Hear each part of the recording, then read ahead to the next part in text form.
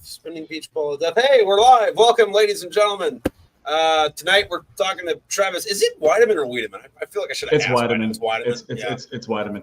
Yeah. Honestly, I've given up on you spelling or pronouncing names right a long time ago. I just figured it was a thing. You're a middle-aged white dude. My standards are super fucking low.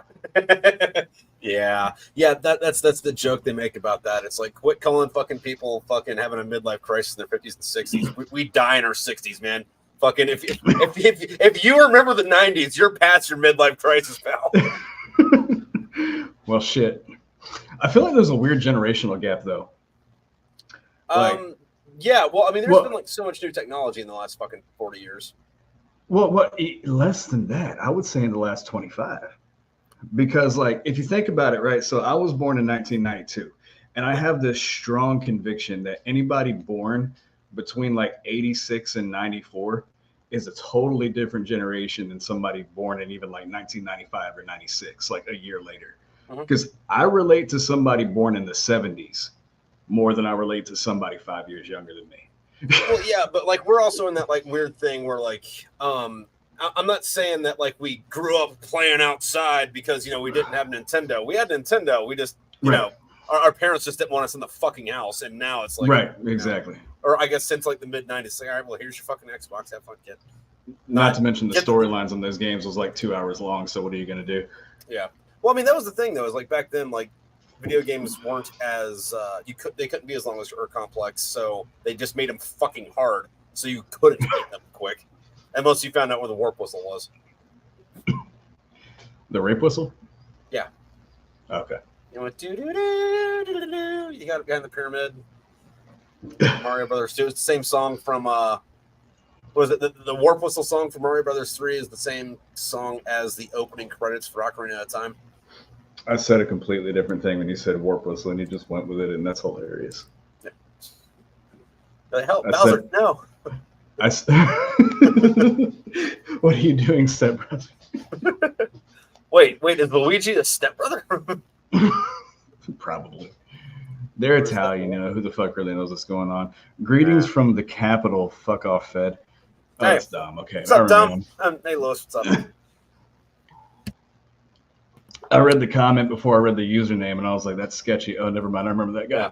No, but like fucking. I guess technically the younger millennials. I think, because I think millennials starts at like 1980 or some shit. Probably. Yeah, so I think like the younger millennials like grew up low tech and then had to figure out high tech while we were teenagers. As to our older millennials didn't get until their 20s, and what was it? Zoomers are the next ones. They're just. I don't know. Well, it also kind of goes by like your like coming online age, right? Because I think most of us don't really remember shit before we were about 4 or 5 years old. Yeah, well, I mean that when speaking of like coming online, like I had to use like magazines I stole for a long time before fucking the internet. let me come online. I remember fucking before anything was free when they had the splash pages with the shitty little low-res thumbnails. And that was all you got unless you could fake a credit card number real quick, which is impossible. I know we all tried it. Nobody ever succeeded. No, but I did. I do remember like having, I guess, what the equivalent of like phone sex was on like AIM. Like way back when it was like, oh yeah, I can see both those pixels. Take it, make it a blue pixel instead of a green pixel. The worst part about that is most of us had like the one family computer, right? So it's real fucking awkward when like you accidentally leave AIM logged in, and then your parents are like checking their email, and somebody thinks you're online, and you just see like chat history of your 12-year-old talking with your little girlfriend or whatever, and it's all the shit you don't want them to see. Or you're on the couch or in the other room and you hear somebody go, "Oh man, what happened to the internet? Like all my websites got deleted." Someone figured out how to fucking delete history. More like somebody learned how to fucking completely wipe and reinstall Windows because of LimeWire. Yeah. Also, Dom saying, it's good to see you, Travis. Jasmine is here listening, so feel free to roast him in front of her. So he's got this weird story where I don't remember if it was in Oceanside in a Mustang, but he met some stripper named Jasmine, and they're married now. I was like, oh, huh. And with a Corman. in a Mustang in Oceanside. Named Jasmine. Fun. I don't remember if she's Persian or not. She might be Filipino, but I feel like I've read that somewhere. Yeah, somewhere.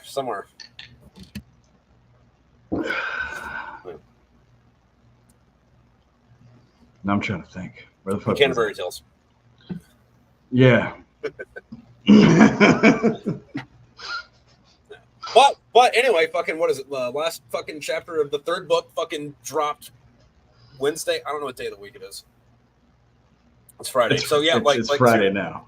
Yeah, 2 days ago. Some of us have jobs, Trip. Yeah, well, I do have. I know what day it is. I just work from home and never leave the basement. It's terrible. I work 9 days a week for peanuts. It's fun though, because technically I am at work right now. So, but yeah, fucking already getting some fucking people talking about it and shit. Fucking love the bounty hunter at the end. I thought that was fucking great. I love that too. Honestly, I was kind of hoping that would come back around my way. I've very, very calmly and subtly weaseled my way into cherry-picked characters that I wanted to play in these books with you. And if you feel at all manipulated, I want you to know it was on purpose. Okay, as long as we're on the same page. Yeah, but that was a blast. I remember when I read that for the first time, I heard that voice in my head. So when I had a chance to do it, I was just like, the same thing, because I've read through the entire series twice now. Of course, I've only read book 12 once, but the rest of them I've read no twice. Spoilers and all that. So Yeah. Oh, spoilers. We're good for spoilers. No spoilers. No spoilers. We're good for. Okay. Cool. No spoilers now. Like maybe like later, but not right now. Okay, we'll do spoilers. I mean, for three, so the third one's on YouTube, so we can go up to the third one. Dom says your accents and voices were definitely on point. Yeah, thank you. It's actually called autism, and the numerous voices I have in my head that don't leave me alone, I just kind of copy them because they keep talking. So. Yes. Blank. No, I mean, fucking that, especially compared to fucking say going back to the previous book with the Fonz. Although the Fonz was in the third book for a paragraph. Yeah, that was fun. Honestly, it made me kind of happy to bring back the Fonz because honestly, I haven't gotten all the characters I'm gonna play through the whole series yet, but I feel like Fonz will probably end up being the favorite one I've ever played. It was the most challenging for me, like we talked about at the end of book 2, because that's not really an accent that I've practiced previously. That was kind of like a learn as you go process with me. But dude, I fucking love the Fonz, dude. Oh, yeah. But no, he's the closest thing there is to a war god in the fucking the series. Oh yeah. No, and the bounty hunter was a blast. He's got such good one-liners and just his whole attitude and everything. Yeah. He was my least favorite character ever in any book ever the first time I read the book. Not because he was a bad or poorly written character, but just because I was going, fuck you, as I read it. Yeah. Even though half that was directed at you personally instead of as it should be, yeah. Right. It was only that way because I didn't know any of the characters that were in the fourth book. God damn it, we're not going into that though because that's sorry. Yeah, no, actually, I totally forgot that we were still due for a book 3 interview because I sent in all my book 4 stuff fucking forever ago. I've been sitting on my ass all weekend. Oh yeah, no, it's cool because I already got everybody's shit in for the fourth book, so right. I'm just trudging through that right now. And I think I got done editing the third book in February. So we're talking about voice work you did last year. Yeah. Of course, at this point, all the years just kind of fucking run together. I barely know what fucking year it is half the time. Yeah. I still think 2020 was like yesterday. I mean, it was. They tried to erase those years. Although, fucking, my thing with COVID is I didn't really mind it as much as everyone else did. It just kind of felt like you're on deployment. It's all right, cool. So, can't really go anywhere or do anything. Beat off my rack, right? Okay, all right. Yeah, it's crazy. I bet you didn't have anything to do except sit in your basement and drink. Yeah, it was terrible.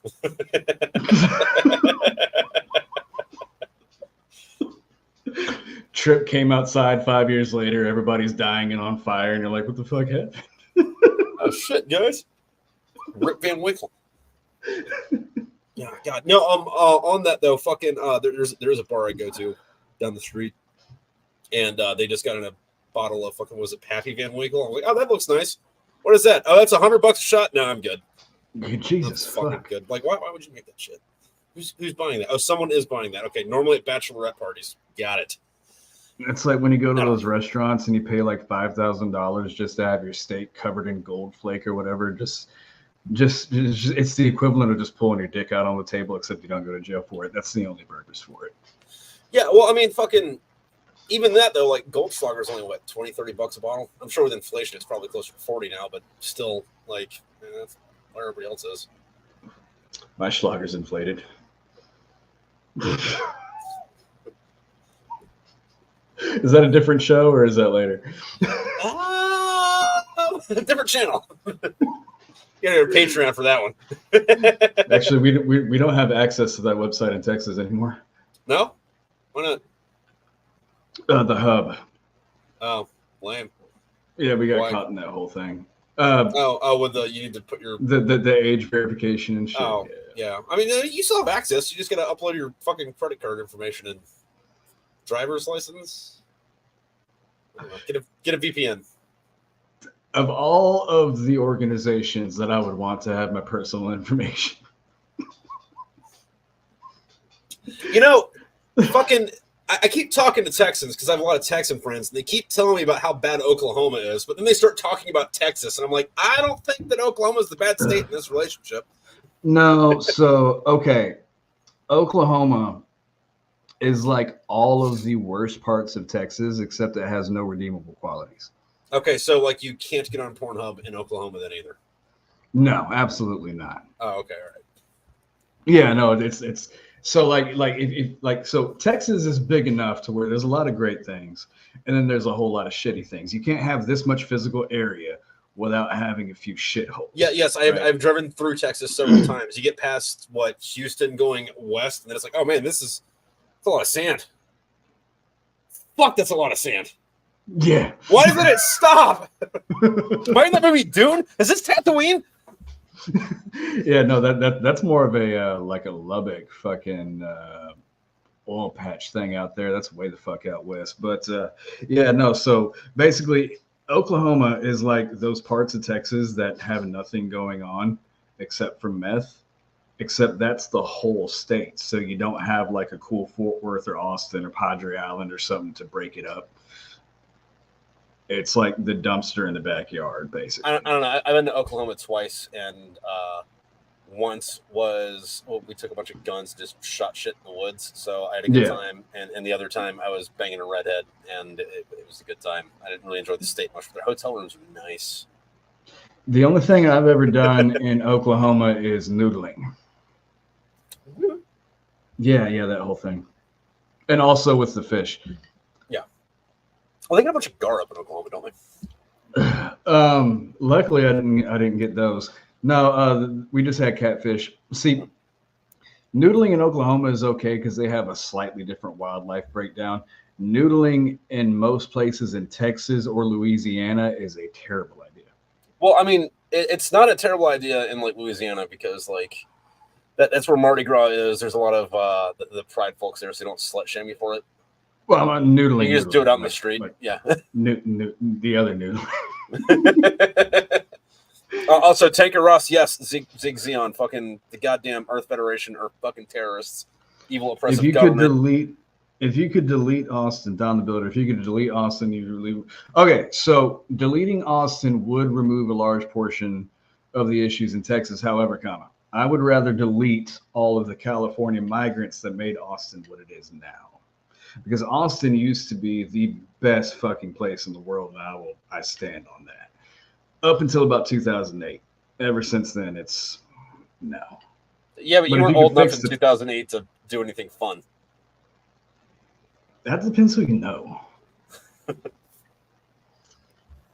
But no, culturally, Austin used to be awesome. I mean, like you had some of the most legendary historic blues and rock and roll venues ever. You had great, nature walks and, lots of blue holes to go swimming in and all this great stuff. And then it all just kind of turned into concrete and liberal tears. Yeah, one of the things I think is funny is if you ever talk to anybody and they talk about how beautiful a place is, the prettier it is, the less shit is built on it and the more green things they are. So it's like, yes, the area was really pretty until humans showed up and built shit on it. Yeah. Well, and even then, there was still a lot in Austin before, but they did a very good job of building it into the landscape of the city. Because Austin's like between hills and, half of downtown's between two lakes. And the whole thing used to be gorgeous. It was very, very well like embedded into the natural landscape around it. And it's not like that anymore. Like my hometown was about 35 minutes north of Austin. And nowadays you can't tell the difference between Austin and where I grew up. It's just one giant fucking stretch of expansion. Yep. Like there's no woods between friggin', point A and fucking point B. No, not Although at all. most of my time in Texas, like I've been pretty much all over the state. But most of my time in Texas has been in Houston and Waco, or whatever county Waco's in. Because I got a buddy that's fucking deputy, not deputy, sheriff's deputy in whatever county fucking Waco's in, and I give him a lot of shit. Bell County. Bell County. So, speaking of Houston, that's where that thing is that we keep telling you about every year. Yeah, the cult meeting. Yes, the cult meeting. We hold the cult meeting in the greater Houston area once a year. You're going to have to make it to one of those. Yeah, but Houston is about an hour away from Houston. I don't know if you've tried to drive from one end of Houston to anywhere else. It's about an hour away from Houston. And yeah, so and then you're still in Houston. So it's basically 45 minutes outside of Houston proper. So like, and it's in the right it's in the right part of Houston where they don't call it Houston there, but if you're not from Houston, it's Houston. Yeah, kind of like how like Pittsburgh's a 4-hour drive away from me, but like if anybody asks, yeah, I'm in Pittsburgh. Fuck it. Yeah, exactly. Although I think technically DC's closer than Pittsburgh is to me, but like no one knows any of the fucking cities around here, so it's like Exactly. There's so many there's so many city names. Like every time I say where I'm actually from and people are like, hey, I know that, I'm like, oh, seriously? Which is why the problem there is. DB comedy, much of friends have moved to Austin. Well, if they're comedians, I know why. It's because Joe Rogan's got that whole fucking comedy mothership going on up there. I think Joe Rogan right now is the only thing keeping Austin at least somewhat Austin. Now, did he go there and then the comedians follow him, or did the comedians go there and he's like, I'm gonna go? So he went there. He had his podcast, and just recently he decided that Austin needed a comedy club. So he created this place there called the Comedy Mothership, and because he runs it. And he has a lot of respect for the art and the people that do it. Apparently, it's like if you're a stand-up comic, that's like one of your favorite venues to go to and perform at. So, yeah, no, a lot of people are ending up in Austin in the comedy umbrella lately just because of that whole thing. So he's doing some good things out there. That's good. Yeah, see, my thing with Joe Rogan, though, is I don't normally pay attention to him unless I hear, like, some fucking crazy dudes on his podcast. And it's like, well, I got to go listen to what the crazy dude's got to say. Right. I pretty much only pay attention when it's like aliens. Yeah. If it's like some other fighter or something, it's like, I don't give a shit. Like, yeah. Joe Rogan went there and a bunch of smaller clubs opened up, including Mothership and the Creek and the Cave. And Tesla's Gigafactory could go either way to hurt or help Austin. Is Gigafactory that sounds like something to do with butt stuff? Is that like noodling? Yes, that's exactly what it is. Is that like noodling, but with no, it's exactly more than just a finger. Or no? It's battery powered noodling. Yeah. I know where Reading is. Fuck, I don't know why I said that. Oh, hey, he's got the thing in his profile picture. I've seen that before. Dude, fucking, that shit's a pain in the ass, man. I had to fucking quit smoking, man. Fucking, I didn't want to. But in Pennsylvania, fucking a pack of Lucky Strikes is $19, and it's like I'm not doing that 3 times a day anymore. I'm out. You actually quit smoking? Yeah. I went cold turkey just so I can talk shit about it. You quit smoking? Yeah. What the fuck? Oh, you see me light up? No, that's the thing. I just noticed. After you said that, I just noticed. Like I can actually see the space between your camera and your face right now. Yeah, so they're all smoked up. Yeah, yeah, and I wouldn't have quit if fucking they didn't fuck it up, because I remember, goddamn, running around California buying packs of Lucky Strikes for fucking $4 a pack, and now they're fucking $18-19. It's like, no. It's a good thing you already wrote the last book, or else I'd ask you what you're going to call them now.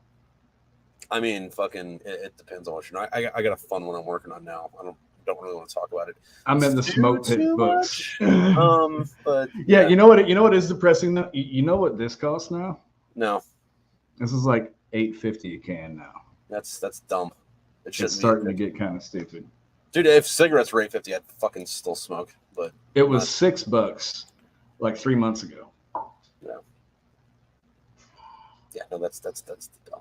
Hell yeah, I haven't dipped in a year. Sorry. Oh, dude, hell yeah, Dan. Yeah, that's I'm proud of you, but also I would murder people. So that's all you, buddy.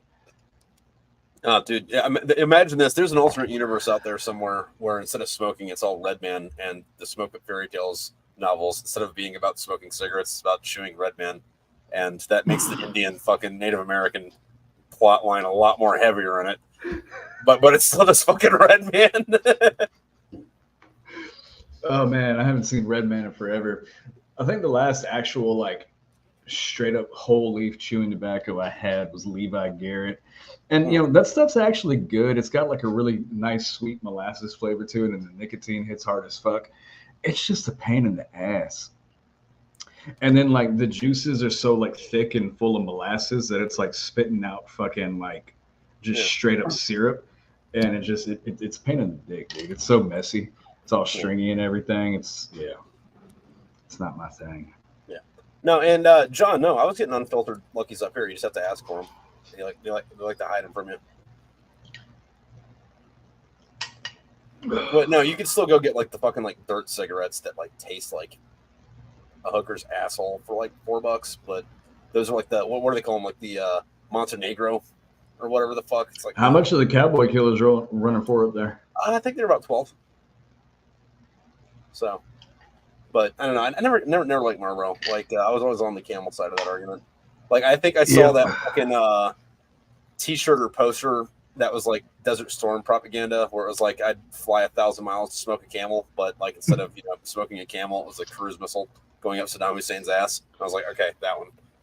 Yeah, see, I'm super super picky about all of my vices because I've never been that addicted to everything to where I needed it all the time. Yeah. But I'm super super glad I stopped smoking halfway through the Navy because I liked cigarettes, but the only cigarettes I liked were spirits. And they were already expensive back then. I can't imagine how much a pack of spirits is now. See, and like fucking spirits are always like the hipster cigarettes too, or like the I don't want to be a hipster, but yeah. Well, my problem was I knew that, but I also hated hipsters, and I guess that kind of makes me more of a hipster, or maybe even an Uber hipster. But because I was doing things that were cool before they were cool, before it was cool to do things before it was cool. Exactly. Which, if you look at it, it's just like I never stopped doing 1980s stuff, and then it came back. Yeah, it's like I was a kid in high school saying, "No, man, fucking Rats and Guns N' Roses and Skid Row kick ass, and fuck your whatever the fuck bullshit Mudvayne shit you're listening to now, and get the fuck out of here." And then like years and years later, fucking Stranger Things comes around, like, oh my god, Metallica's cool again. I'm like, Metallica hasn't been cool in 30 years, you fucking posers. Shut the fuck up.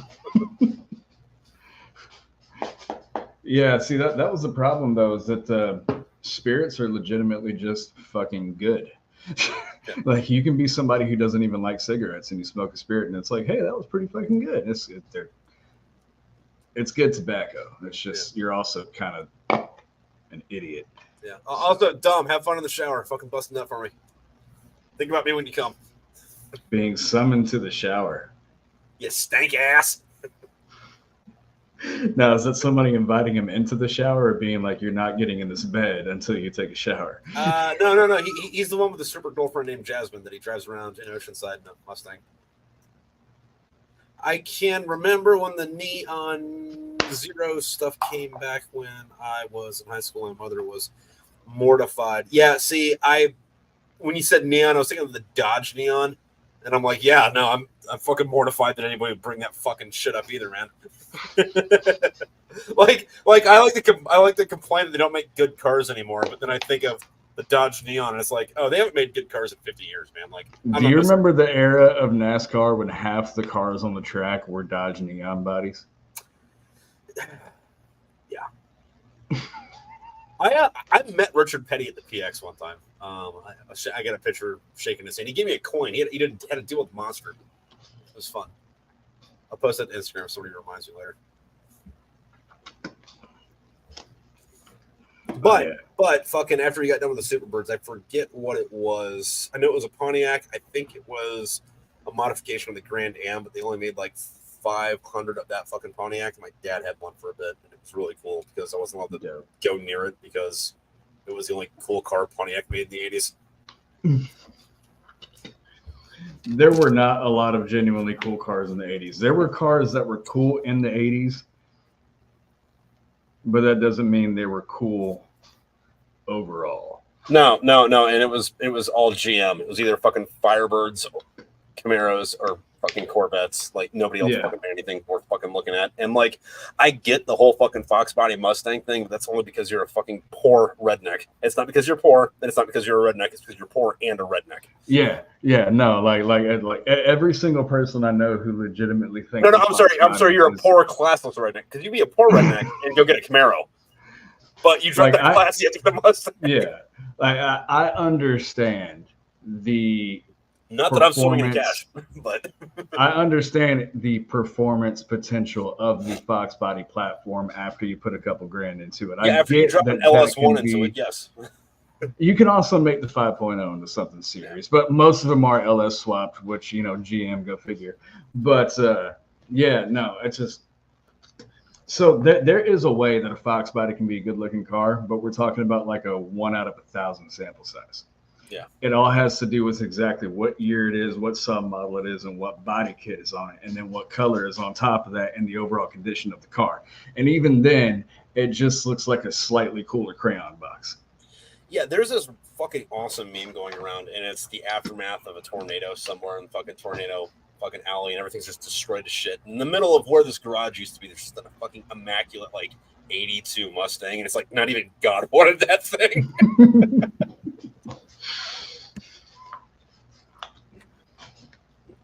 Turok on the 60. Oh my God, I love Turok. I had Turok 2 on the 64. Yeah, no, that was a good one. I don't know if it was the hardest. It was one of the harder 64 games. I'll give you that. So what I will say, fucking hard. What I will say about Turok 2 on the 64 was that it had the most hilarious fucking cheat codes of any video game ever. Did you not play fucking the South Park in 64 game? No, but all I know is the fucking cheat codes on Turok 2 on 64 were fucking amazing. You could like turn everything into a midget with big heads. You could change the color of the blood. You could have like, everything was hilarious. Yeah. Although fucking like, I don't know, because I remember when I was growing up, or when we were growing up, like it was like, hey, the classic system is the Super Nintendo, and the PlayStation and the fucking 64 is like the new thing. And like now it's like, all right, well, yeah, the classic was the fucking 64. Runner up, maybe PlayStation 2, but it's the fucking 64. Oh yeah, no, the game lineup for the 64 is fucking legendary. You had GoldenEye, for God's sake. Yeah, and that was like the only thing between Doom and Halo. Mm-hmm.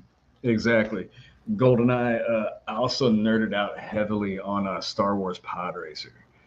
That shit was fun. I had that, wasn't too big on it, but Shadows of the Empire was fucking good. What was the other good one they had? Oh, the original fucking Rogue Squadron was on fucking that. Yes. Yeah. Yes, they did have the first Rainbow Six on that. I did not know that. I don't think I ever played that. I think I rented it from Blockbuster. God, I'm old.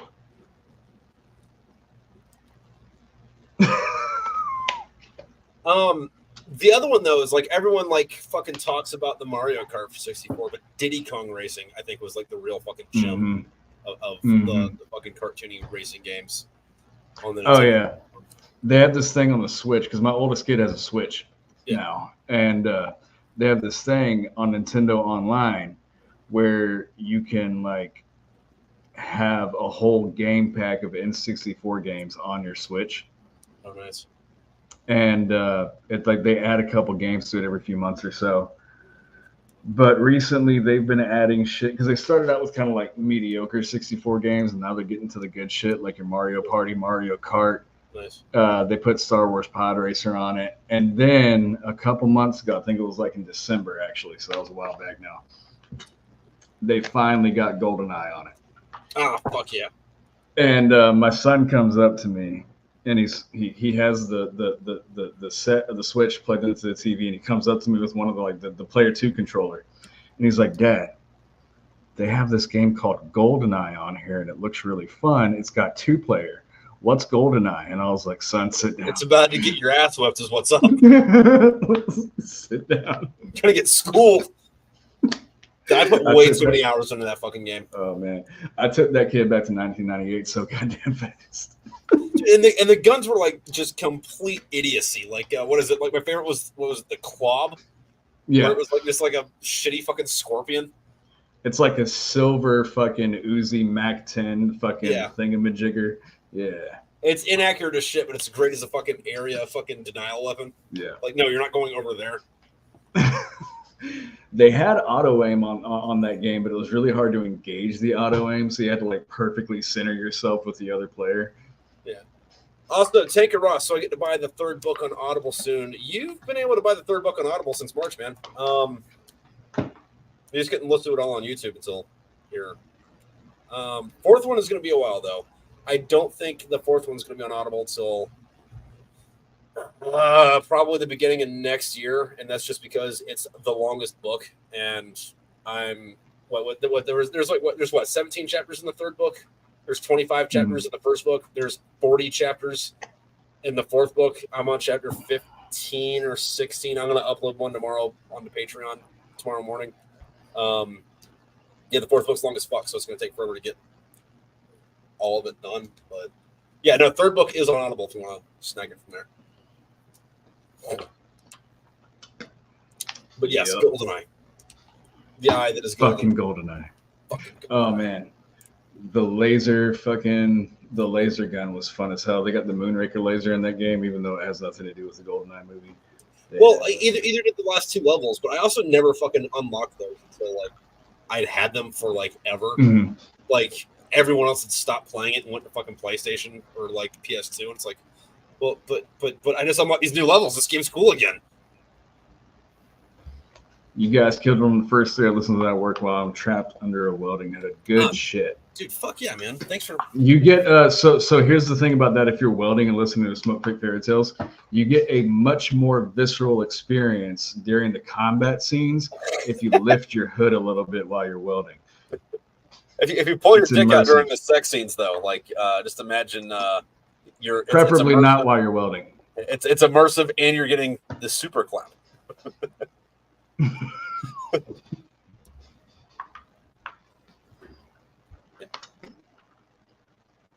Tanker Ross asks if that pen is a Skillcraft issue. Oh, that's a pen. It's a pen.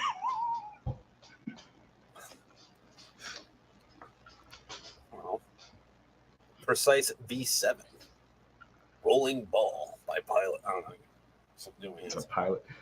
So, like, there's certain occupations, though, where you do get super picky about pens and brands and models.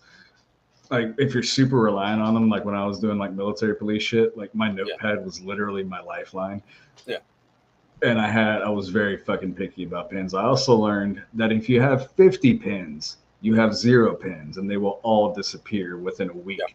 If you have 1 pen, that 1 pen will somehow last you for 2 years. Yeah, because you fucking guard it. You don't let anybody borrow it. You keep fucking positive control of it everywhere you fucking go.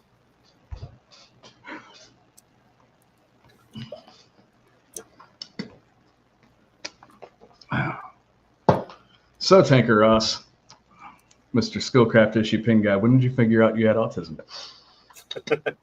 Thursday. It was this Thursday or was it a Thursday? It was a Thursday. Paying super close attention to the brand and model name of a pen, and he does tanks. Wait, what kind of tanks? Tanks that are transported on a train?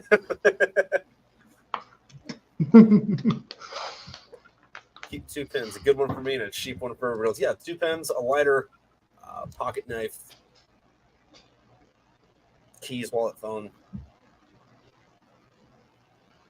I guess if you live in a certain area, you might want chapstick, but it's not cold enough here for that. That's an Alaska thing. You want chapstick in Alaska so your lips don't fall off. Although at that point you want lip balm, like to cover your whole face so you don't crack up. Yeah, just smother the whole fucking thing. Yeah. I'm kind of disappointed in Alaska though. Not necessarily Alaska, but like one of the things that I do, just to kind of like fuck around sometimes when I'm bored. But B, I use it a lot for writing, where it's like, I want my characters to go to this place. I have no idea what this place looks like. I'm just going to drop a pin in Google Maps in this place and describe what's around. Fucking the Google car did not drive around Alaska. Well, I mean, what are you going to do? Drive on the fucking roads in Alaska so I can be like, okay, all right, that's where this one is. That's what that looks like. There's where that goes. You'd be surprised how much of that shit is still unincorporated. Oh, I'd imagine. I mean, it's also fucking like half the size of the continental U.S. Like, it's a big bitch. Yeah, Alaska is the thing that kept me from joining the Coast Guard. Well, why? Because, so, you know this. I don't know what the fuck you're about to talk about. You know, well, you know what I'm about to talk about. A lot of the listeners might. Before, the whole reason I was in the Navy was because I had this whole plan lined up for like a big high-speed fucking law enforcement career, right? Yeah. And so I was looking at the branches of the military that would set me up best for that.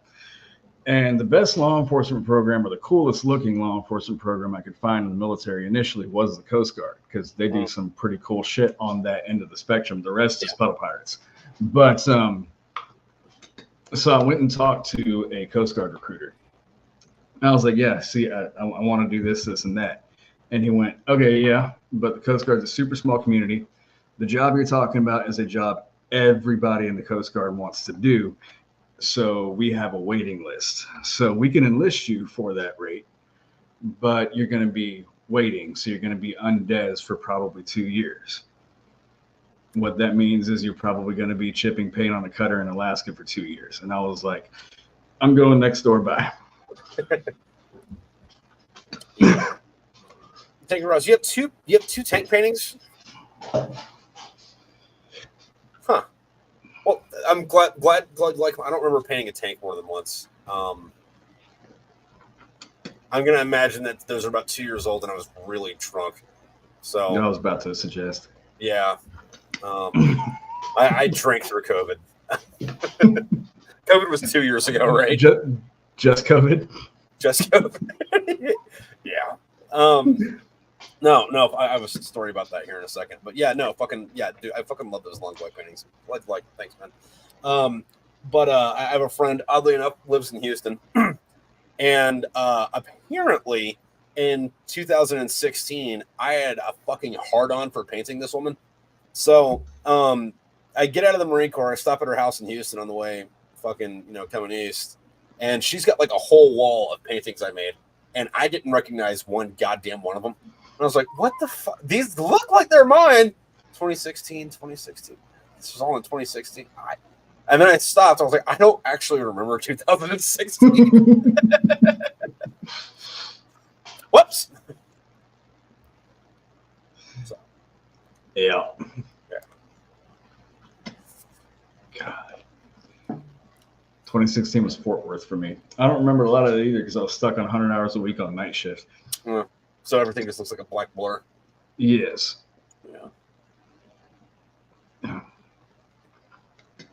Yeah, that was that's that stage of being a fucking MP where the whole year runs together and you're so tired that you just like hallucinate a lot.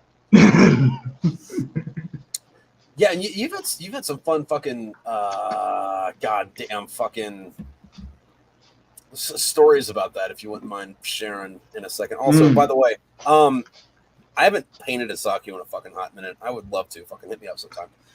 And yeah, you had Zaku. Yeah, you know, I got you. I picked up what you were putting down.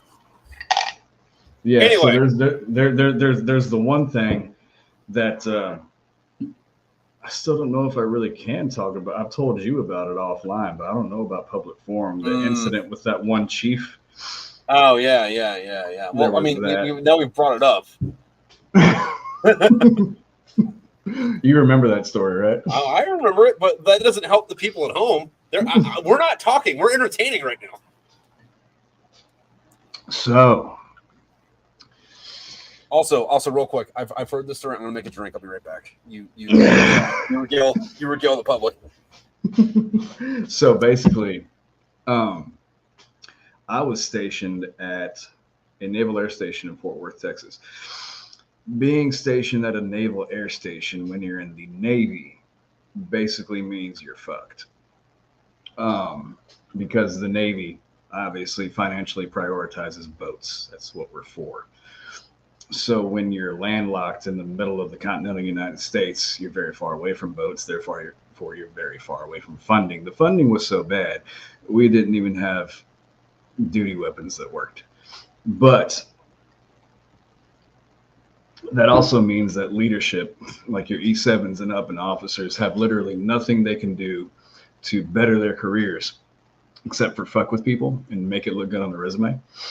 So we had this one chief that it was his whole mission to pad his resume by how many people he could kick out of the Navy. And he liked to do that by sneaking onto the base at night and trying to catch people on their phones on post at night shift. And then he would catch you on your phone, send you to captain's mast, make an example of you, get you kicked out of the Navy. And that was his whole spiel. He just did that all the fucking time. And he tried to do it to me one night. And it just so happened that I actually was on my phone watching Netflix, but I'm ADHD enough to pay attention to more than one thing at once. So he didn't actually catch me doing what he was looking for. But he parks his car off base at a gas station. He's wearing civvies, like basketball shorts and a hoodie with his hood up here covering his face. It's about 01:30. He walks across this golf course that shares a fence line with our perimeter and walks up behind the truck I was in. I was guarding a temporary outbound lane because there was construction on the main gate, so I was a little bit separated from the post. It just so happened that the temporary opening in the perimeter that I was guarding, that was our outbound lane, was also right next to liquid oxygen and all the fuel tanks like Jet A and all that shit. So, a little bit of a vulnerable asset there. So, that shit goes boom, big. And so he hops the fence. I see him in my rearview mirror. I put my phone away. He never saw that. And then I get out, and I don't know it's him at first. I have a hunch, but I can't be sure because it's dark. It's 1 o'clock in the morning, and he's wearing civvies and a hood. And so I get out. I challenge him.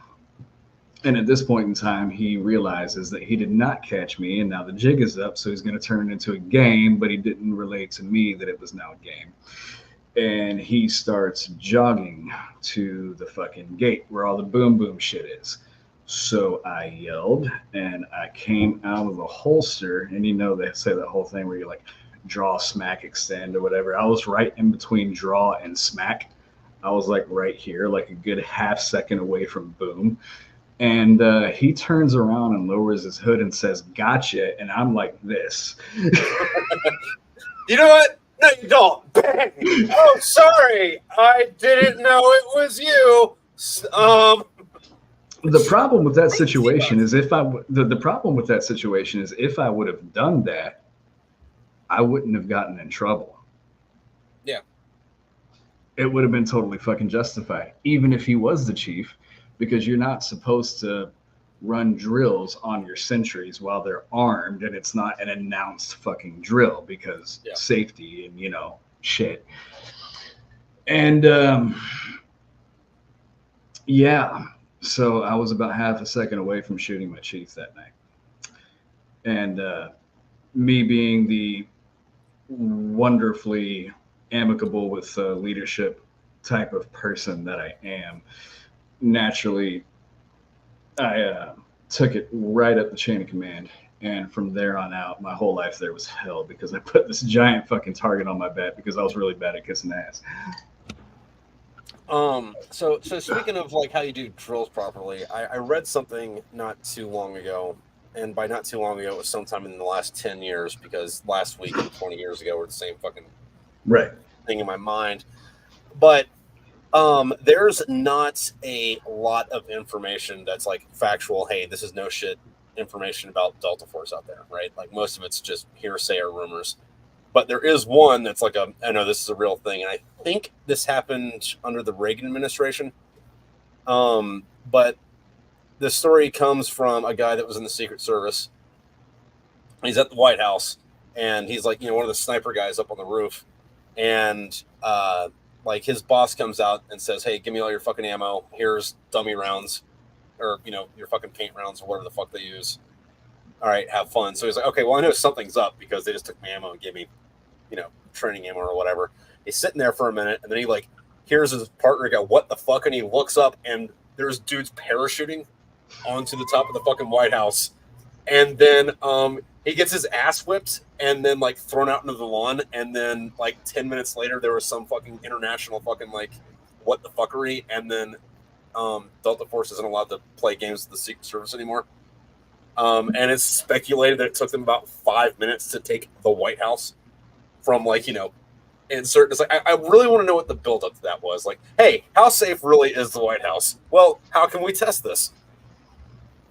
I have an idea. Okay, you're not allowed to do that anymore. Well, I mean, like, as much as I hate to give the Army credit, because I will die on the hill that the Army is the ghetto of the United States military. Oh, dude, yeah, no, the Navy's a senior service. Like, I don't give a fuck. Yeah, but I will also say, again, to unfortunately credit the Army, that Delta Force is probably the scariest fighting element on the fucking planet. Oh, yeah. So, yeah, that's spooky shit right there. Yeah. Yeah, and you know what makes them even more scary is they don't write books about what they do when they get out. Right. Exactly. Look at you, Chris Kyle. Yeah, no shit. And like fucking Bin Laden guy. Oh yeah, isn't that little fucked up? Is like so Chris Kyle, fucking Marcus Luttrell, Jocko Willenick, the guy that shot Bin Laden. It's like, well, what happened? No, he was so fucking unimportant with his fucking bullshittery that you forget who the fuck killed Bin Laden. It was one of the SEALs. It was Chris Pratt, right? Chris Pratt played him in the movie. What was his name in real life? I want to say Steve.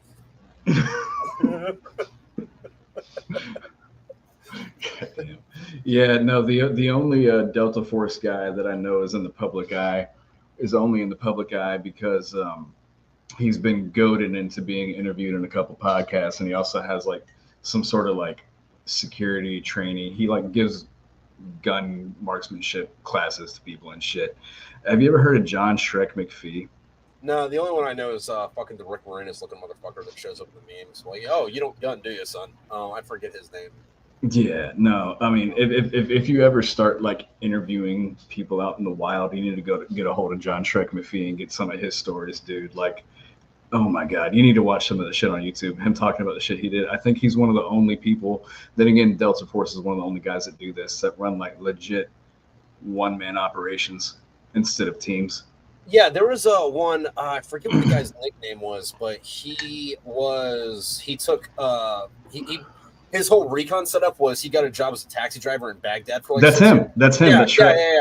Yeah. Okay. All right. Yeah. And then like he just talked to people while he's driving taxis, or like if he had to go do something, just took the Uber app over there, did the thing, and fucked off. Yeah. Yep. Yeah. Okay. Him. Yeah. Sorry, what you're talking about. Yeah. But yeah, Tanker Ross. I was in the Army, a second the ghetto statement, and yeah, we're pretty ghetto. Yeah, and it's weird because like I worked with the Army and the Navy, not a lot with the Air Force, but with the Army and the Navy while I was in. And I got like completely like they're both all over the place, but I think it's because both the Army and the Navy are fucking huge. So it's like I've worked with some Army fucking things that it's like, oh, you get the same paycheck as me. What the fuck? But then, also some like Army fucking like straight up fucking professionals where it's like, oh shit, I'm the fucking thing in this conversation. I haven't quite had that experience in the Navy. It was like nice boat.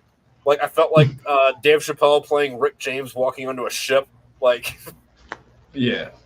Like no, I feel like your average Marine Corps like 03 whatever is about on par with like a tabbed Ranger, like a little bit of a step above like an Army 18 Charlie or whatever, like right about there with the Rangers, or maybe Green Berets depending on what kind of infantryman you are. But once you get to once you get certain Green Berets and up though, it's another type of fucking scary human being. Well, I mean, the thing with Green Berets, though, is like their job is supposed to be like CIA light, but then like in the last 30 years, they kind of forgot that because they're like, we can go kick doors and no one's going to bother us. Let's go kick doors. Or ride horses. Yeah, or ride horses. Yeah. We got 14 new tanks within 2 weeks. 2 tanks blew back and another lost its final. Yeah, don't do that with tanks, man. Ouch. Yeah. But, I mean, to be fair, like 99% of my experience with the Navy, outside of like corpsmen and like RPs and shit, like because I did a couple ship deployments, are going to be with what are they called? Fucking boatswain's mates. So it's like my impression of the Navy is like, okay, 2 officers and Popeye the Sailor Man, and not in a good way. Yeah, no, like it's my strong opinion that when you call people in the Navy sailors, most of us aren't really sailors. The only real sailors in the Navy are the boatswain's mates. Yeah.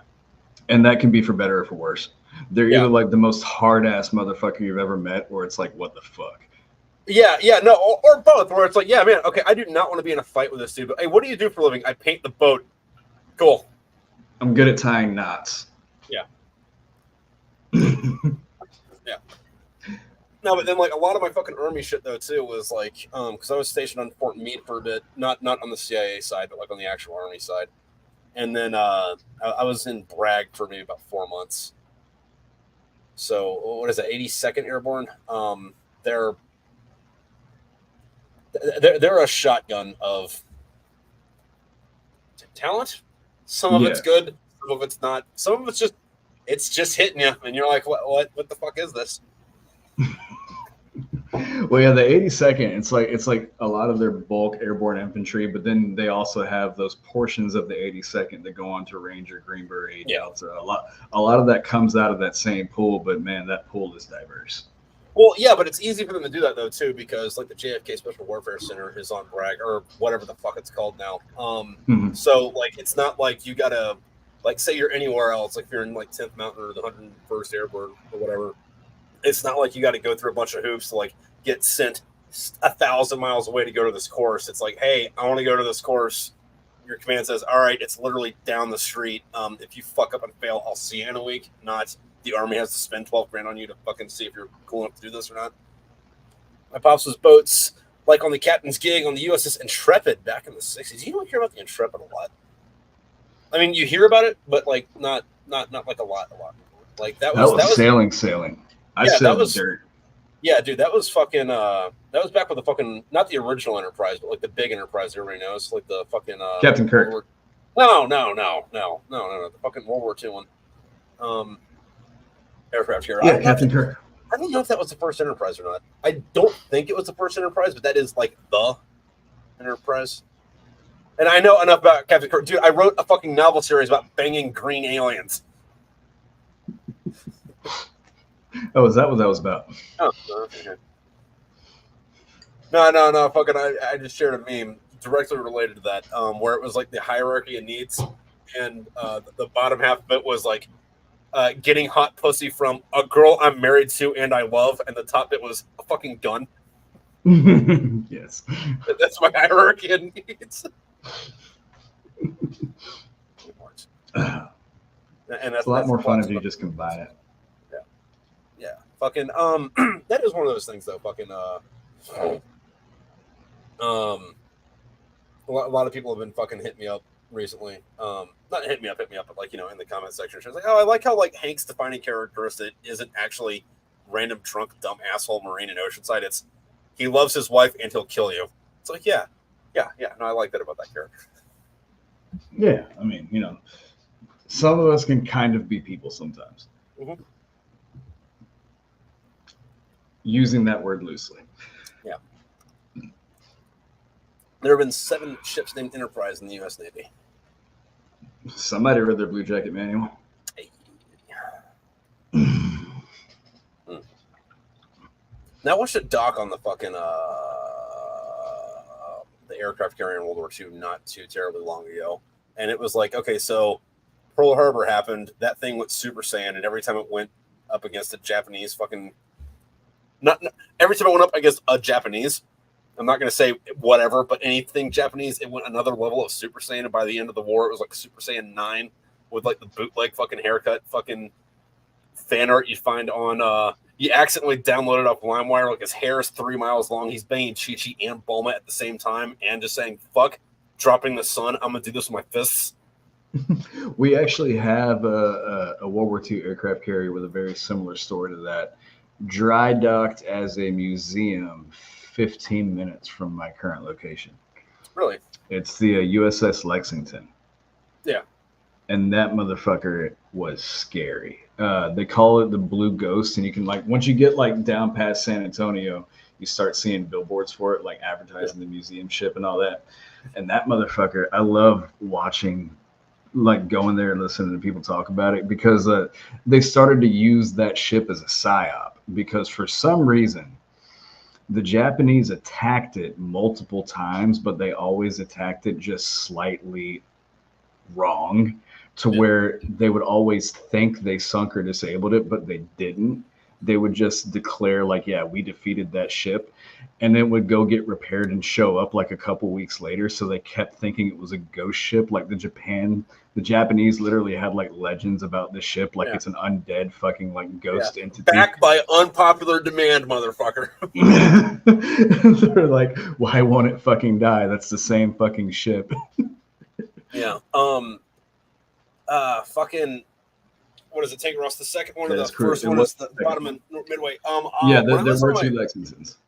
When I was on my first MEU, I was on the USS Macon Island, and we had a guest speaker come on to talk to us, and he was a pilot at Midway for the Empire of Japan.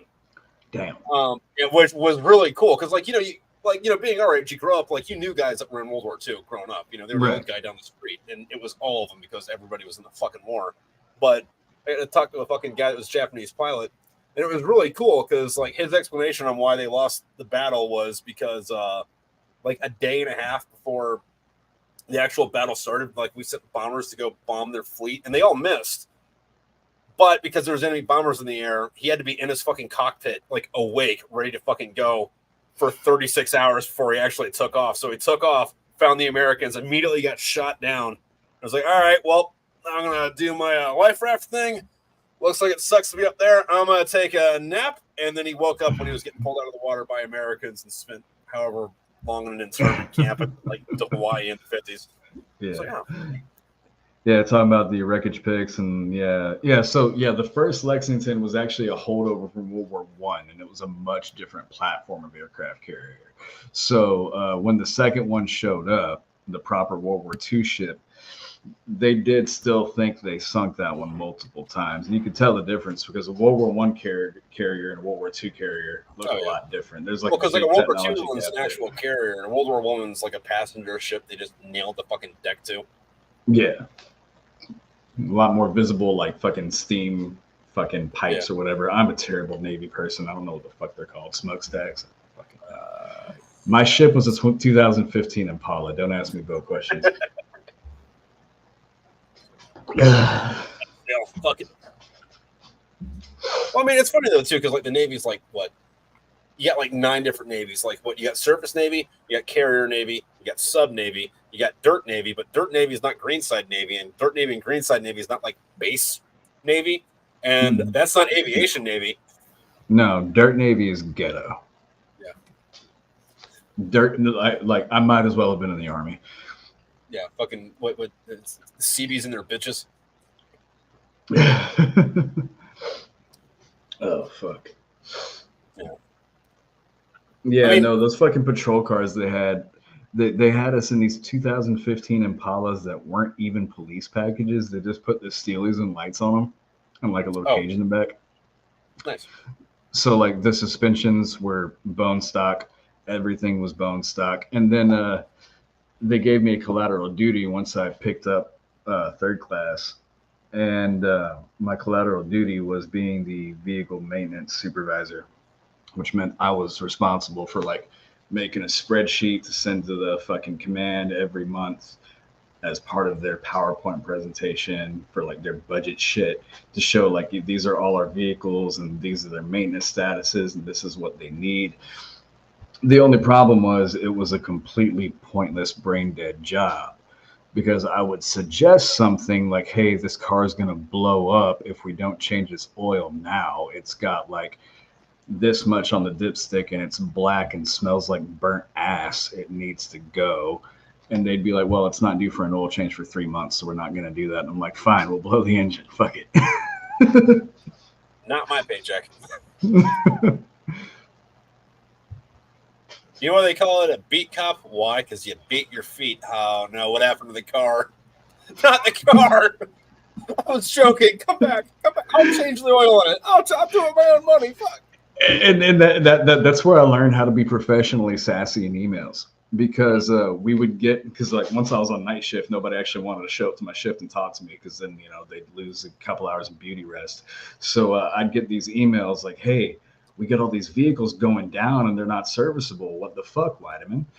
And I would just like find a picture of the last slide I made with the Excel spreadsheet on it and what I suggested and then attach it to the email and be like, as per my last email, chief. Yeah, and fight me, bro. Sounds like military logic was the same across the board. Yes, no. Yes. Inter-service rivalry is really just arguing on what's better, Rosart or Crayola. like everyone likes to call Marines fucking crayon eaters, but it's like, okay, so like, what do you got over there? Oh, it's pastels, or is that just chalk? Okay.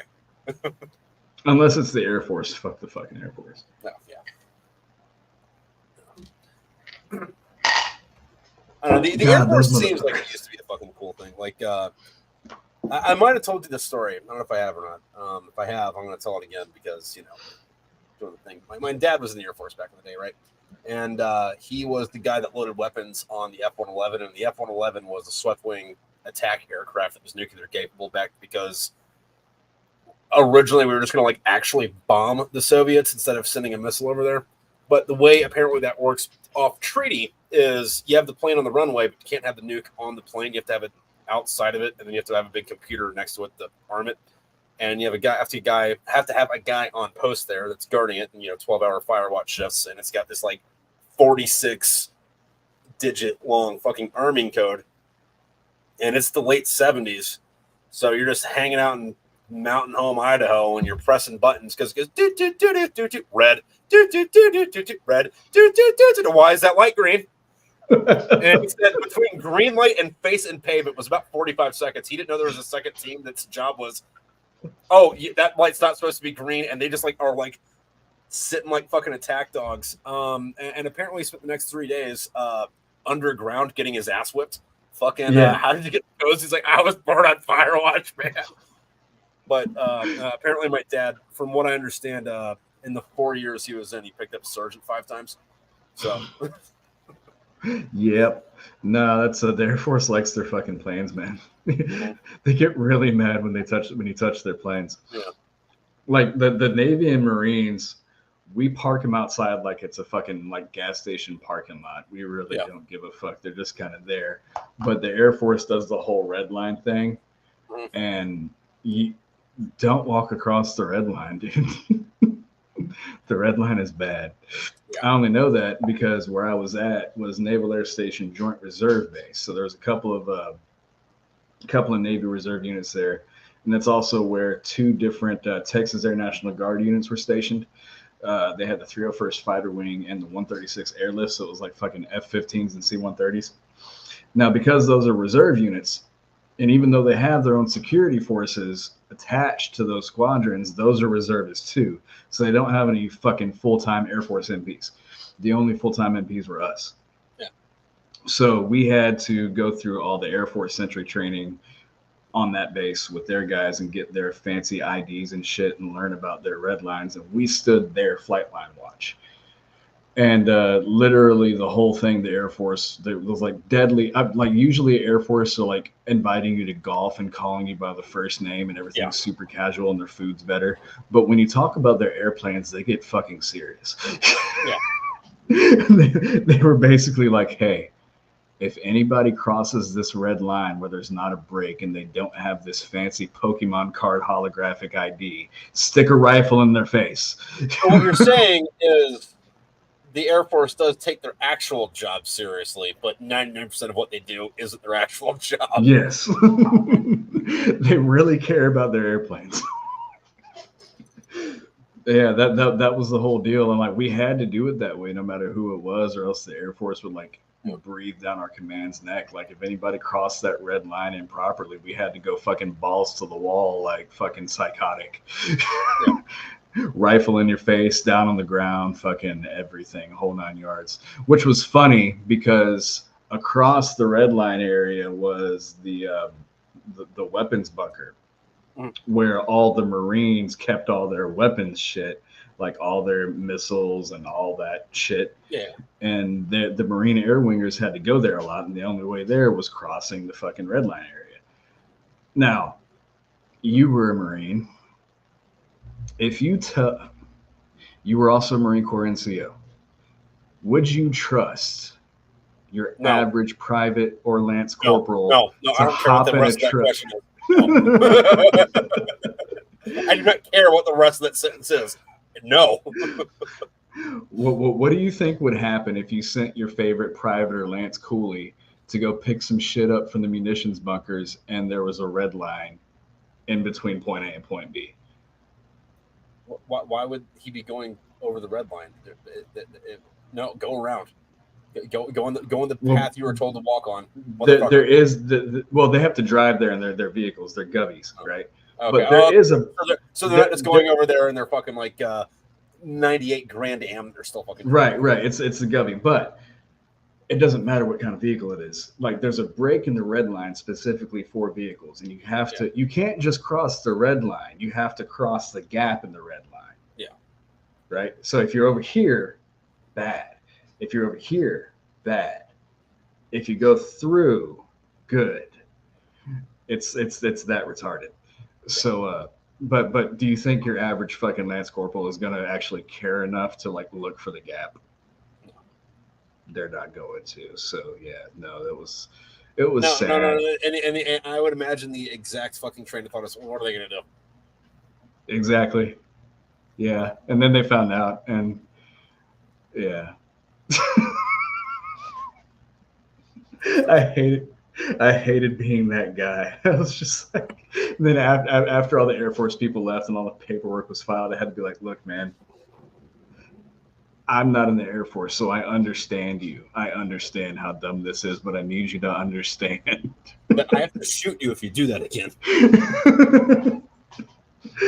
Oh, speaking of Marines and flight line shenanigans, this is another good one. Holy shit.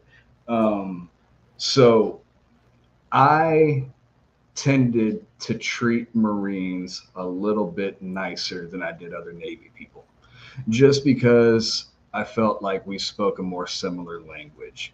Whereas a lot of the people I was in the Navy with on that base were fucking bitches. Well, most Marines, fucking, if you address them, hey, fuckhead, they normally do what you want them to do after that. Right. And also in the Marines, being an E4 actually means something. Yeah. But in the Navy, being an E4 just means you're acknowledged as a human being finally. So it's not really authority. It's just like, hey, you're a person now. Good job. Yeah. But congrats. So like a lot of that's just because the Navy's so much more political. There's so much red tape. Like it's hard to It still operates like your fucking like 16th century British fucking aristocracy. Exactly. But I knew if there was a young Marine fucking up, I could address the situation without ending his career. Yeah. Because the Marine Corps has a much different culture and a different leadership setup. I knew that I could go talk to somebody and that problem would be resolved. He'd take his licks and get his ass chewing, but he'd still have a job and everything would be fine. So that's what I did with Marines. I kept a lot of shit off paper when I was dealing with Marines. I let them handle their shit in house because they're a lot better at that than we were in the Navy. So I had a fucking alpha with me, which is like a trainee, somebody that's new.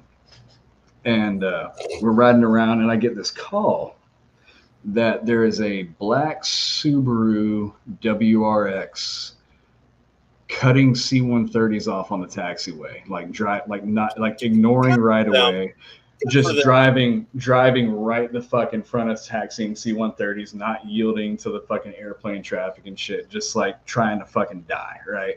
And the tower has been like trying to figure out who it is, like what the fuck, right? So like we finally get the call to go investigate. So I go over to the flight line, and I'm thinking, and like I know that the Marine Corps Air Wing headquarters is in that general area, and they have a couple bunkers over there where they have to cross that particular taxiway to get to their bunkers. Not to mention, it's a young dude in a Subaru WRX. My first thing is like, okay, Marine Corps E3 and below. Yeah, I mean, because people do love their Subarus, and I think they're fucking good cars. I wouldn't ever own one because I haven't owned anything that wasn't American, and I don't plan on piloting that anytime soon. However, if it was that or a Toyota, I'd go with the fucking Subaru. But that's also a fucking like junior Marine car. Like that. Well, exactly. That's like if I imagine in the '90s, like you'd look at that the same way you looked at a fucking Ford Taurus. Yeah. Well, this is like a WRX STI. So like, there's two kinds of junior Marines. There's fucking. There's two kinds of junior Marines. There's your like Mustang Camaro Challenger people, and then there's your WRX and Evo people. They're the same fucking junior Marine, but they're all junior Marines. So yeah, no, like I knew. So I crossed the taxiway, and I'm driving around in between the Marine Corps bunkers where I know they have their working parties and shit all the time. And sure enough, there it is, fucking black STI, right the fuck there, next to a whole bunch of other PVs. And I'm like, all right. And like the fucking alpha, the chick is like, what are you going to do? I'm like, okay, I want you, these are Marines we're dealing with. This is different from our people. I want you to stand by the car. Don't say anything. Don't do anything. I want you to watch, and I want you to listen. That's it. So I get out of the fucking car, and I look for the guy with the most stripes on his collar. And I find a fucking gunny. And I'm like, Gunny, can I talk to you real quick? And he's like, yeah, petty officer. Again, respect. He sees that I'm an NCO. He actually calls me petty officer. Yeah. I'm like, we're already getting off on a good foot because these are Marines I'm talking to, and this shit works like it's supposed to. So like, he comes up to me and he's like, what can I do for you, petty officer? I'm like, hey, does one of your Marines own that STI over there? And he goes, like he sighs, looks at the badge, looks at the gun, looks at you, thinks about Sanchez. All right. All right. So, and I tell him what's going on, and he just kind of does that very gunnery sergeant, like, he just goes, stand by. And I'm like, all right. And I just step back. And like, he walks into the hangar, and I hear, and like somebody's crying, somebody's screaming. I'm pretty sure I heard a belt come out of a loop somewhere. He comes back up to me and he goes, we good, petty officer? I'm like, we're good, Gunny. I'll see you later. Nice. Fucking I got back to my station, and they're like, hey, did you handle that thing? And I'm like, it's good. Don't worry about it. Anyway, between Tanker and Fight Man, fucking got a lot better with the Marines. We did the Navy transplants. We got same thing. We spoke the same language for the most part. And the Army in E4 means you hide out a lot and try to do as little as possible until you fuck up and get laterally promoted to corporal, and then you're a bitch NCO and get all the shit details, but you get to be gunner. On Abrams, ask him how he knows. I wonder how he knows. But you need shitty shit done. Call the E4 Mafia. Yes. Yeah.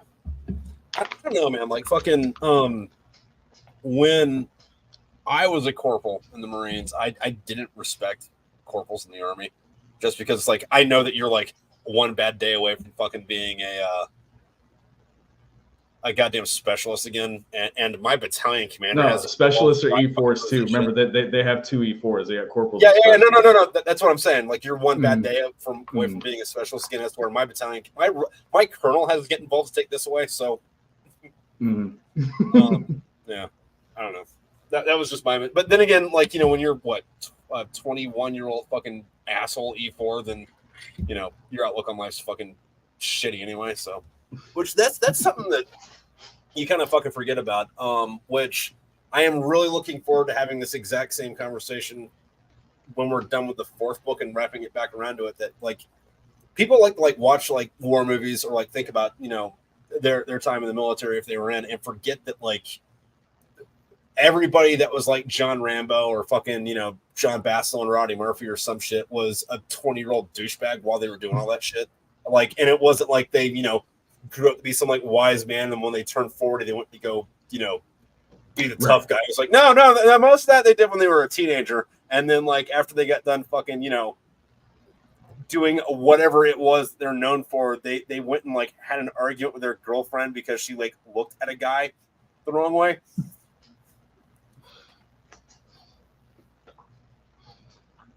Hey, y'all.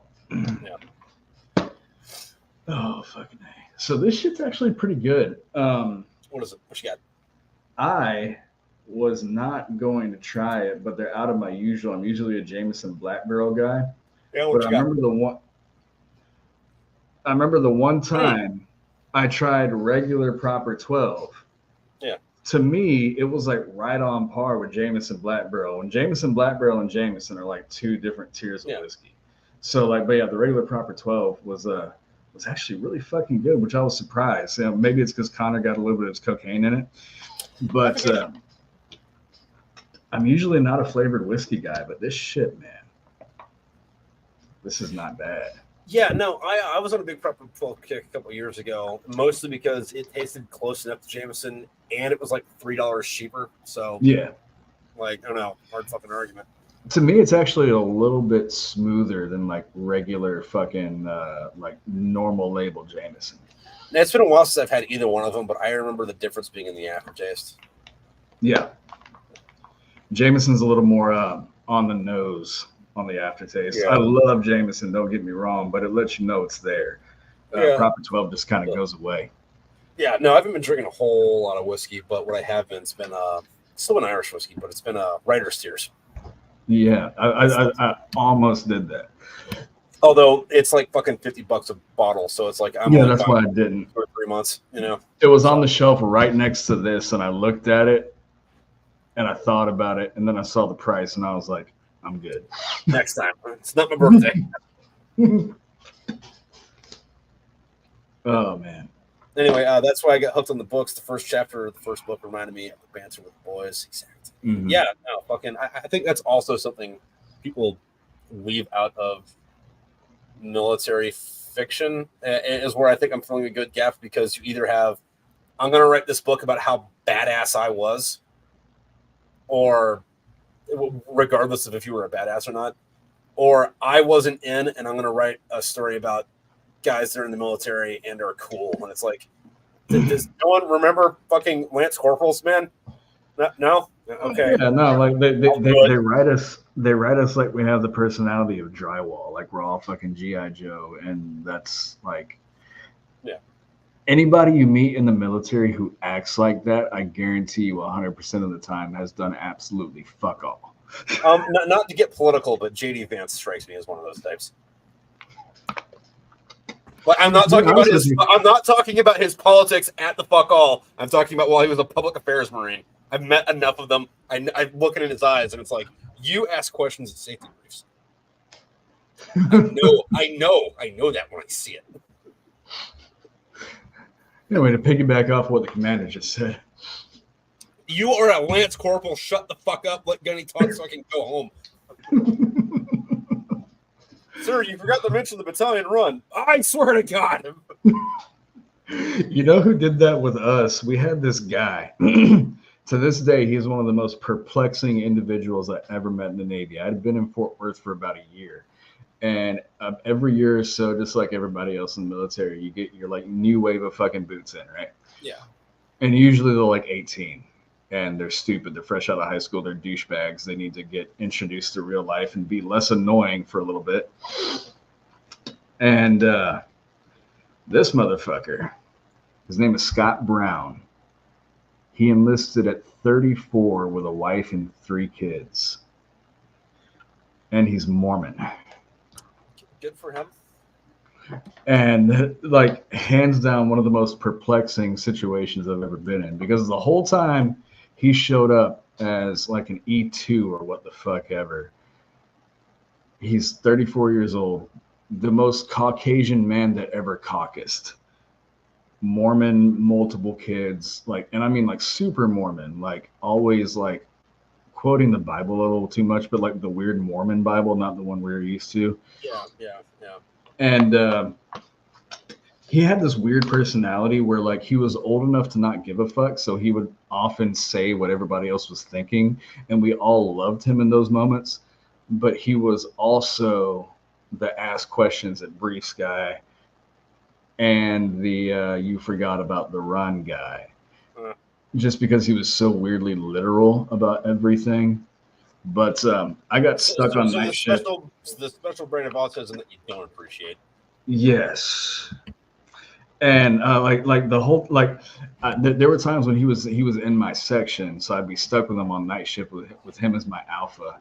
And you know, he was very, very studious, but at the same time, I would have conversations with him where we're like, I'm getting him ready for his board, like showing him around the base, what certain rules and regulations are, and just like shit, so he passes all of his qualifications and shit like that. Yeah. And I would just randomly, like, because it would be eating at my brain the whole time we're having this conversation, and I would stop in a parking lot. I would stop driving and pull over and just like take a breath and be like, all right, listen, Brown, real talk. Question. Why are you here?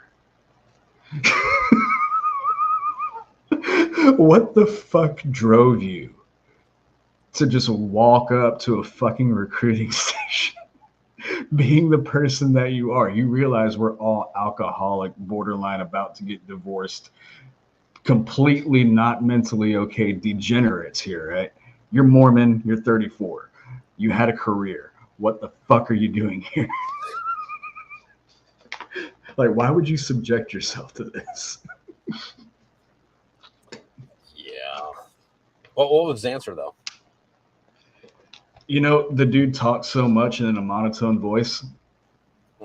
I couldn't tell you it,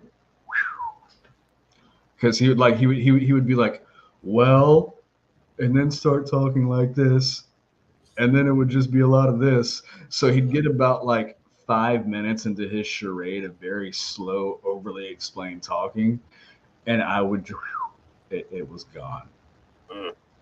Yeah, one of those. Yeah. Yeah, hold on. All right, so what's going on over here? Fucking, he was hooked on Jameson Caskmates for a while. Still have a bottle of the Stout Edition.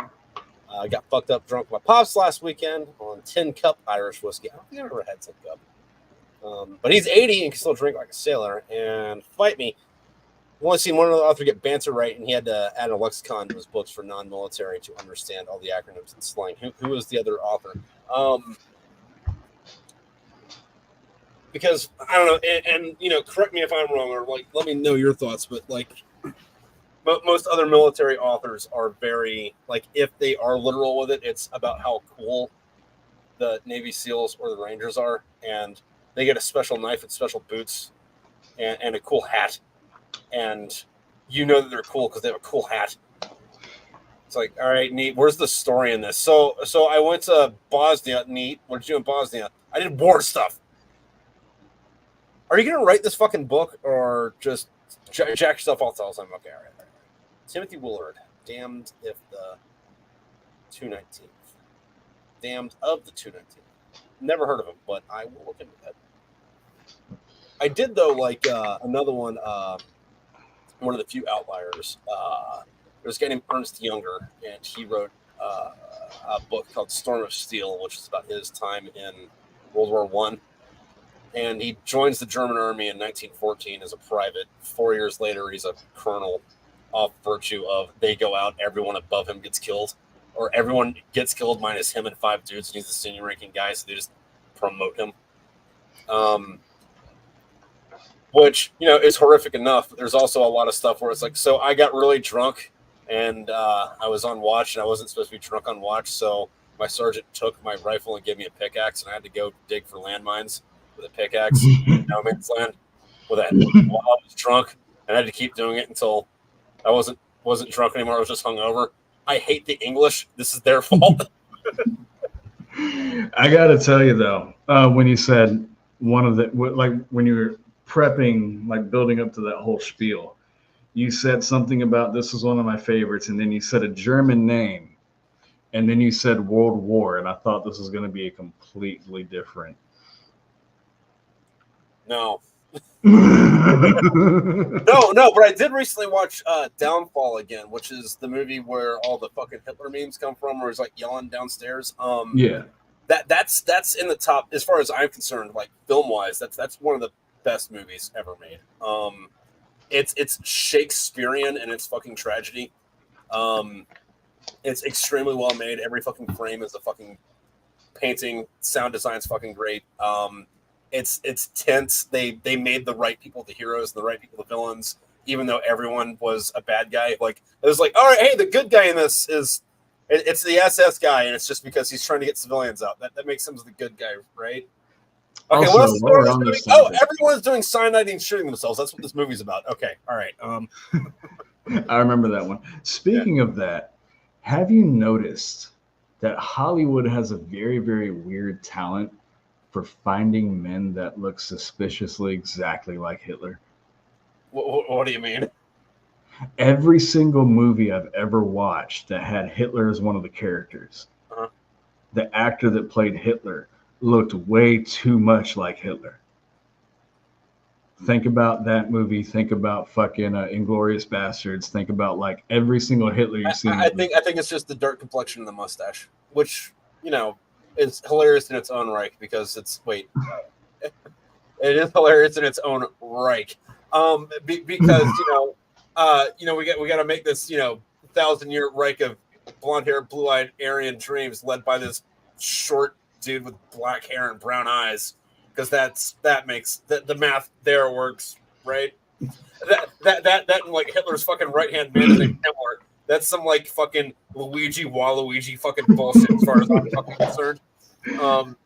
Get your fucking shit together, Germany. But I'm sorry, go. So with Hitler, not so much, but almost with Saddam Hussein. They're calling them tanks in the Paramount Base. I want to go back to that in a minute. But the reason that I've had this conversation before about Saddam Hussein, and everybody that plays Saddam Hussein looks like the same guy, and it's because it fucking is. The guy that played Saddam Hussein in The Big Lebowski and fucking goddamn Hot Shots, and there's like 4 other ones. Those are like the only 6 movies he was in, and he played Saddam Hussein in all 6 of those movies, and all 6 of those movies were really big in the fucking 90s. So odds are, anytime you've seen someone playing Saddam Hussein on TV, it was the same fucking guy. Like, same actor, within a 5-year fucking range. So, almost, but yes. That is a hell of a typecast. Yeah. Also, Cold War Army, more paranormal and Irish mythology than sci-fi, but y'all would like him. You're going to have a lot of fun with the rest of my books. They're growing them in tanks in the Paramount basement, yes. The Hitlers. And it's not the Saddam Husseins, but the Hitlers, yes. Also, did you ever see Look Who's Back? I feel like I did. That's an older one, right? It's newer than the other one. I think it came out in the mid 2010s, but it was a book first, and then it was a movie, and they did a great job with it because the The premise is Hitler wakes up in 2015 and decides to become a YouTube star. I think in the movie they make him a TV show host instead of a YouTube guy. And both in the book and the movie, it does that thing where it's like, oh, look, this is just funny. We're just making fun of Hitler. Oh, look, he's going to make a lot of really good points. You're going to agree with Hitler. And then, like, by the end of the book, you're like, why am I agreeing with Hitler? Oh, fuck, is this the point of the book? Or am I an asshole? Oh, God damn it. But yeah, no, Look Who's Back. Great fucking film. And yeah, no, I remember that one. I watched that one a very long time ago, but I remembered it as you're explaining it. Yeah. Oh, man, that was hilarious. And did Marine tankers get tanker boots? No, Marine tankers did not get tanker boots. Tanker boots are fuck. I have a pair of tanker boots, but my wife calls them my slut boots because they're black instead of fucking whatever. But we also got rid of tankers.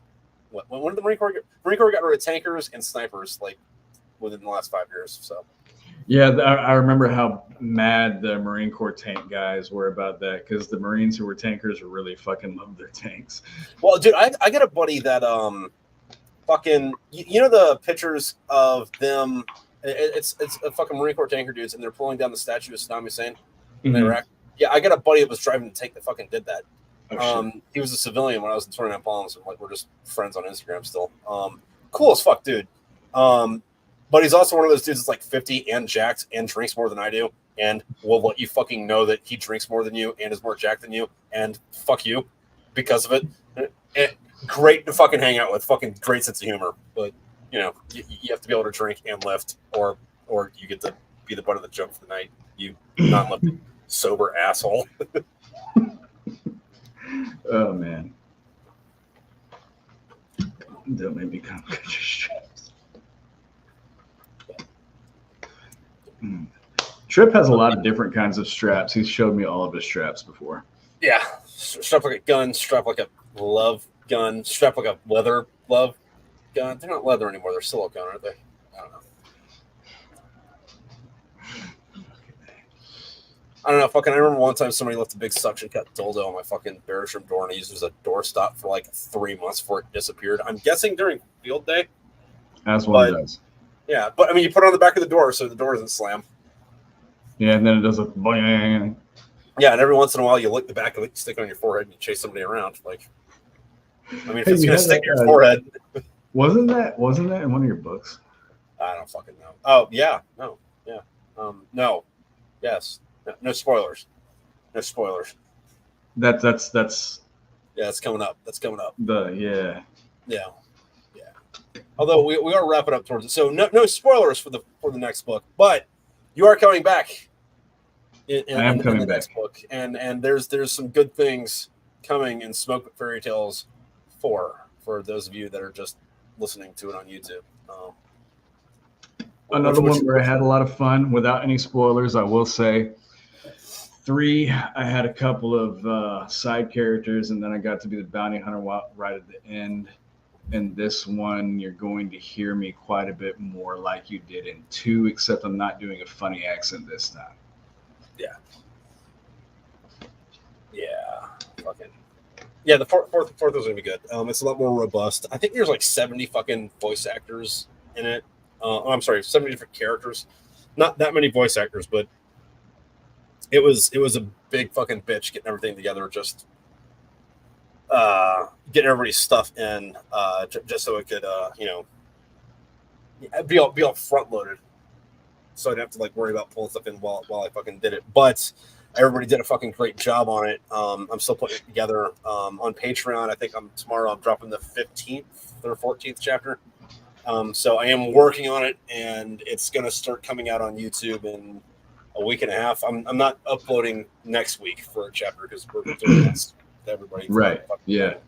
But the week after that, we're diving right back into it. The one-liners. Yeah.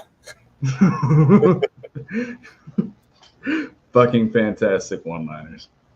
I was in the army. I can't read, so I have to listen. I mean, well, that's why we're doing the audiobook things now, man. Fucking better late than never. I mean, I wrote the entire fucking series before I started doing anything with the audiobooks. So. But, yeah, I love how you wrote a book by Marines for Marines, but in order to do that, you wrote a book. Yeah.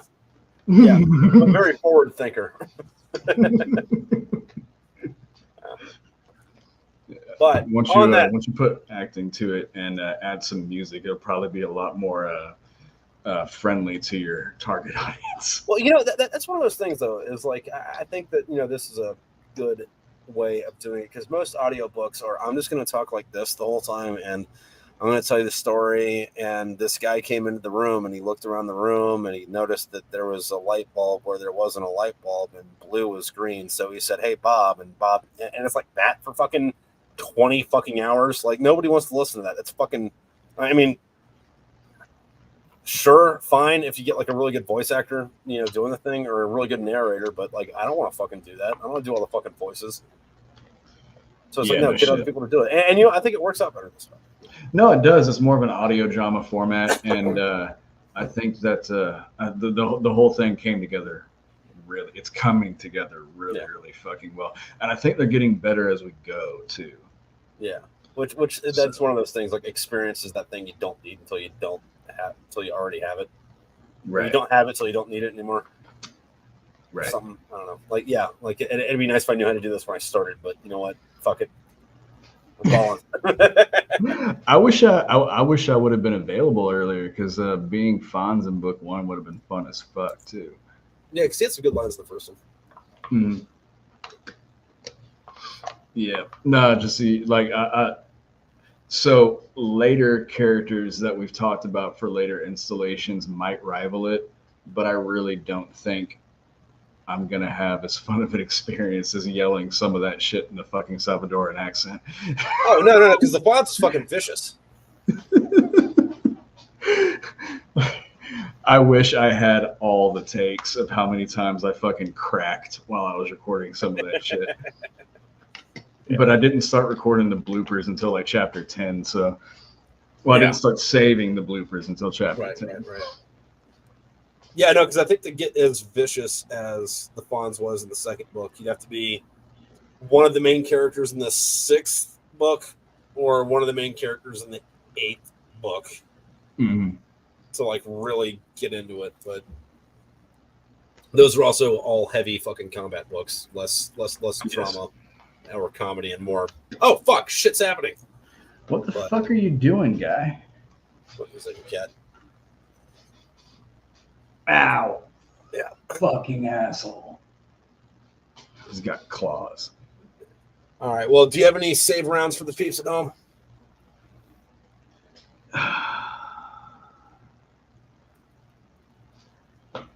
I am slightly intoxicated.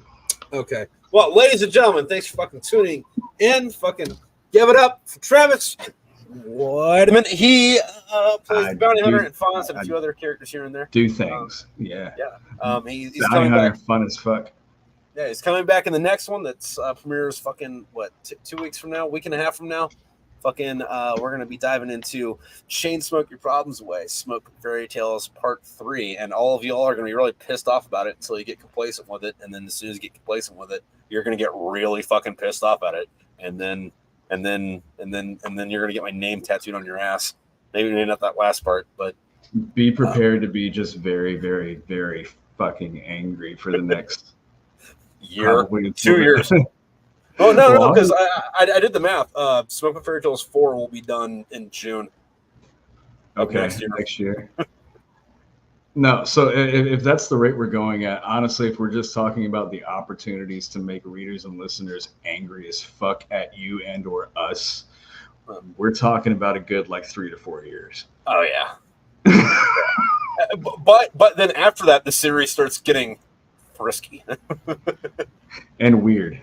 Yeah. All right. Well, thanks again. And thank you, everybody, for tuning in. Go check it out. Fucking, I don't know what you're checking out, but it's something. Fucking, I'll see you guys on YouTube. Tomorrow night, we'll be doing this again with Matt Kupski-Cavicius. I'm not pronouncing that right. I'm not going to care to, because that's a weird. Yeah, and stay tuned for the Pornhub and OnlyFans edition to be released after the audiobooks are all finished as well. Yes. That's what he told me. So it's happening. All right. Everyone else, y'all have a good